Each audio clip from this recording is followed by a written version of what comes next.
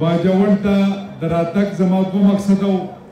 یو دلته افتتاحګانې کولو چې کوم ستاسو کارونه روان دي یا مخکې شروع کېدو والا دي او دویمه خبره چې د اهمه هغه د حقیقي ازادي مارچ حواله سره ده چې دلته نه به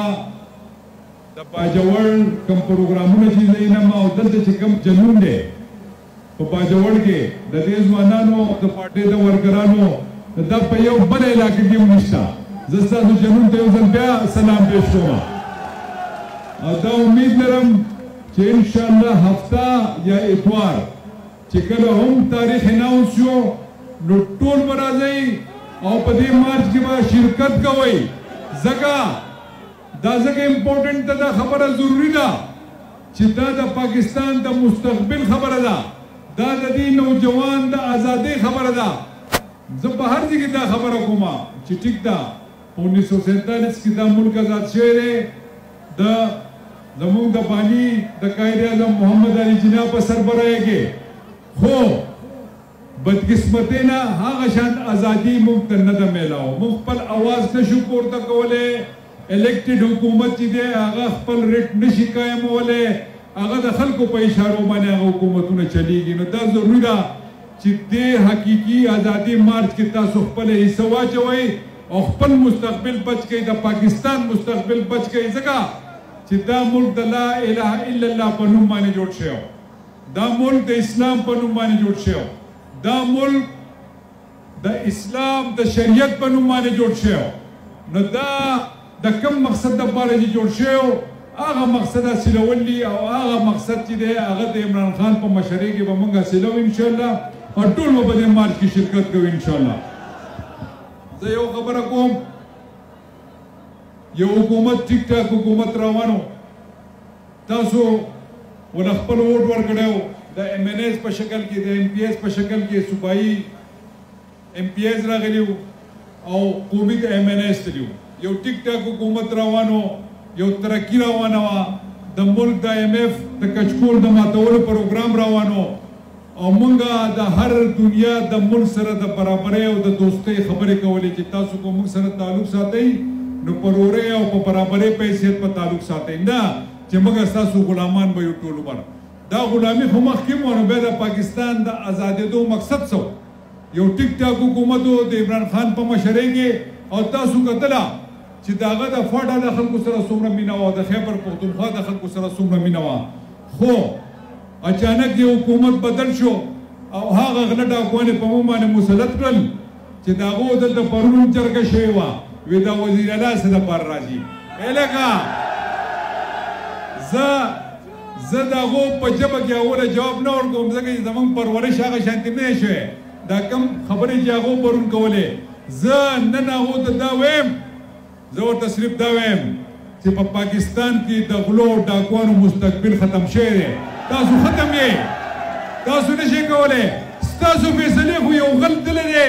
او په انګلینډ کې ناست دی هلته نه تاسو فیصلې کوئ په دې ملک باندې یار او په بانه سره تللی دی وی پلیټلیټس دي کو څه ورته وایي پته نه کې زه هم نه پېژنم چې څه ورته وایي وی هغې کم شوي دي او دا کم وزیر اعظم چې ناست دی دا امپورټډ ده دستخط کړی په سټامپ پیپر باندې چېرې دا بیمار دی عزیز موریل هم دی به واپس راځي نو هغه خو هم لاړه دا بل پسې هم تللی دی یقین مې نه راځي که دا واپس راشي د تاسو خو د هغې خلکو پیداوار یې که دومره پښتو غیرت په تاسو کې نو ورته ووایي چې د پاټا پیسې تاسو نه درکړي تاسو زموږ د پاټا فنډز نیولي دي د هیلث کارډ پیسې نه راکوئ د خلکو د تنخواګانو پیسې نه راکوئ د پاټا د ترقۍ پیسې تاسو نه راکوئ د تاسو په ځان کې هغه غیرت ونه پیدا کوئ چې تاسو راځي سبا وزیر اعلی راځي او موږ نه پرېږده ستاسو د پلار ځمکه ده دا د الله تعالی ځمکه ده او زه او تاسو د دې مالکان یو دا غلی د دې مالکان نه دي دا ستاسو حق دی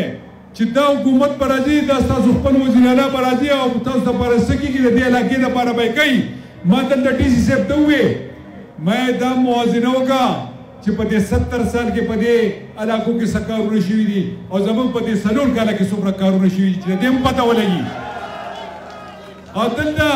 دلته خو به خلکو سکولونه راوړه خپلې ودرې ته جوړې کړې وې دلته خو خلکو پیچوګانې راوړه خپلې ودرې ته جوړې کړې وې د یوې نوکرۍ دپاره دلته خو تباهي دې خلکو راوستې وه کو دې خلکو صحیح حکومت کړی او دغه حق تاسو ته رسولی نو نن موږ ته اسانتیا وه نن به دا حالاتو په دې وطن کې دا خو د دوه ګن پروت دی دا خو په دې باندې سل کاله لګېږي دا ګن موږ پاک کړو دومره خو دوکان پرېښودی دی او دلته بیا راپاسي او زه داسې یم او زه پټا خان یم او زه فلانکې خان یم مړه ځه ورک شه ته پکې چا راوستی ورک شه زه دې اډو منه زما سره خو دا ځوان ولاړ دی دا د عمران خان سره ولاړ دی او زه د عمران خان نماینده یم زه به راځم په تا کې پښتو غیرت ما بند کړئ درته ځه د خپله باندې خو څه کولی نه شي او بل کار ته نه پرېږدي تو خو دا حل دی خو پرېږدی موږ به انشاءالله دا خپل مارچ کامیابو د عمران خان سره به څنګ په څنګ باندې ودرېږو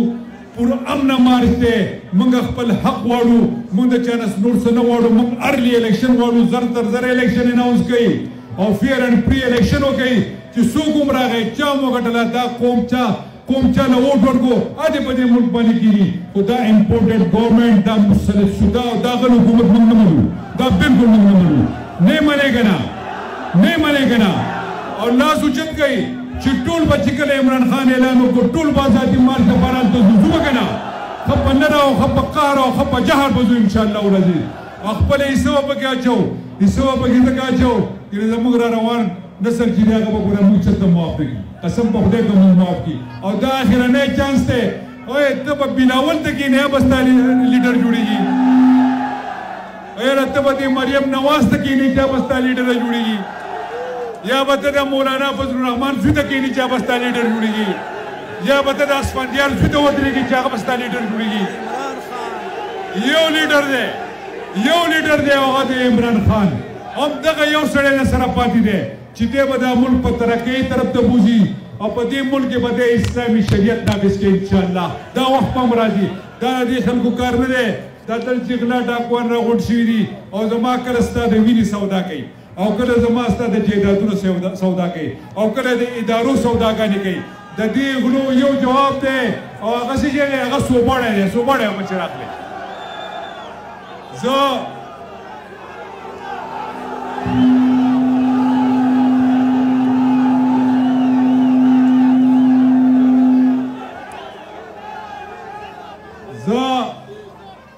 زه په اخره کې یو دا چې راځئ بالته ښه په نره باندې انشاءالله العزیز ملاقات بالته کوو زه به لیډ کوم او یو ځای به ځو انشاءالله العزیز ځو دویمه خبره دلته نوجوانان ولاړ دي انشاءالله دوه درې میاشتې بعد به راځم او په باجوړ کې به د یونیورسټۍ افتتاح کوو انشاءالله چې دا ځوانان پکې سبق ووایي چې کومه وعده عمران خان کړې وه او چې کومه محمود خان کړې وه بس انشاءالله خامخا پوره کوم چې څومره وعدې درسره شوي دي انشاءالله هغه به سره یو وعده پوره کېږي ځکه دا ژبه ده دا د پښتون ژبه ده دا د دې غلو ژبه نه ده دا به سره خامخا پوره کېږي په اخره کې زه ستاسو شکریه ادا کوم یو جهان مننه زړه مې ډېرې کېږي چې خبرې سره وکړم خو زما ته ملګرې ده هلته به هم ځان رسوم هلته هم خلک انتظار کوي خوشحاله اوسئ آباد اوسئ پاکستان زنده باد